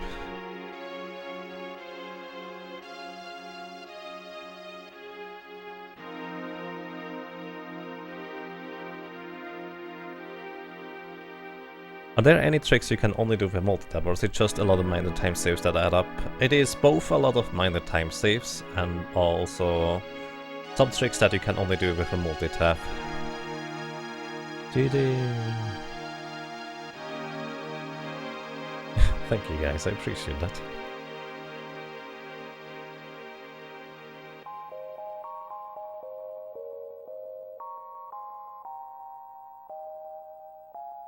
Like this music. So, to give you an idea, yes, with multitap, what you can do is you can activate the multitap. Do I have it? There it is. So, this is a multitap here. Not everyone has one, plus if you play this game on virtual console or emulator for that matter, you don't really actually have that option necessarily to use the multitap functionality that I'm talking about. So what happens essentially is the multitap has a switch here. If you put on, turn on the switch, the console knows, okay, it is now 3 controllers that are playing instead of just 2, then you switch it off again, back, and then it the console knows, okay, it's only 2 controllers anymore. Seeker of Mana has a function programmed in where it frequently checks whether the SNS is still connected with 3 controllers or not, or the capability, or I'm not sure whether the SNS just tells the game that it got activated or deactivated. I don't know. Either way, in Seeker of Mana, when you have the 3rd character active, and then you disable the multitap via that switch, the 3rd character will automatically be reassigned to being AI controlled. Which means you can talk with NPC and then deactivate the multitap with the 3rd controller, and well, you can just walk around while the NPC is still talking. So that saves a little bit of time in the Water Palace cutscene and right after, where you first enter the upper lands. But the major thing is, in conjunction with invisible characters, that means if you can walk around while the text box is on screen, with invisible characters you can actually straight up walk through walls. So that is actually quite the major benefit in one instance. What you can do is you can go straight into the Tree Palace, the Grand Palace, into the front door by doing some multitap shenanigans, go through the entirety of the palace, run through the wall by killing an enemy and getting a random 1 in 16 chest drop, and then going into the next room through the normal way. Well, actually not normal way, you go through the wall. It's not a hardware hack, as in it is a programmed function into the game. If the game didn't react to the 3rd controller being disabled like that, it wouldn't make a difference. They didn't have to program that functionality into the game if they didn't want to. And yeah, thank you everybody. Also, for anyone who does not know, there are 3 possible moons that can be at the very end. Full moon, crescent moon, or, well, 2/3 moon. Which one it is, we don't know, it's random. So let's see which one it is.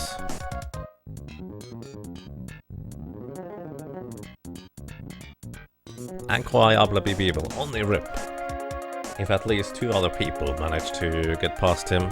So get on it, Bowie.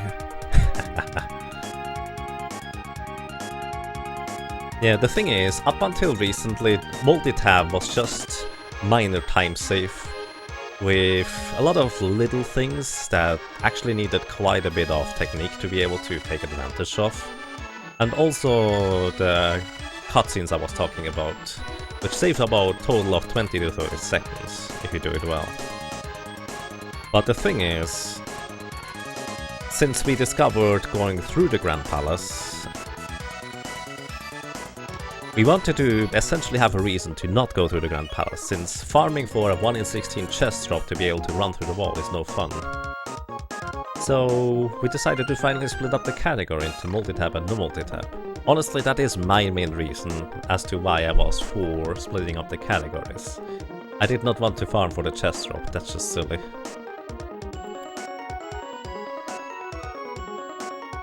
You're working on it. Nice, that sounds awesome. Crescent, not crescent, and also not crescent moon.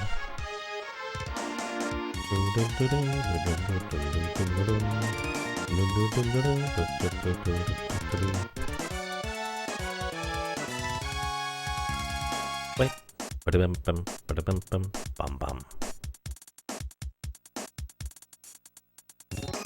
It has to be specific multitap then. You have 5 control without the switch. Without the switch? To my knowledge, most multitaps do have that switch, but I guess it's not technically required since it could just be always on. There is another multitap by Hudson that has the switch.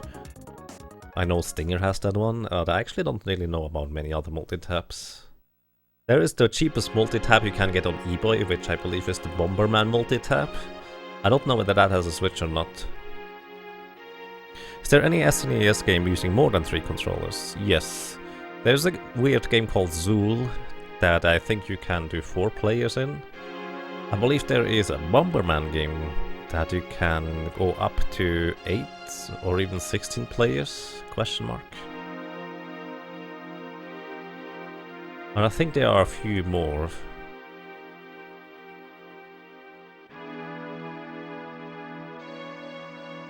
And what do we get?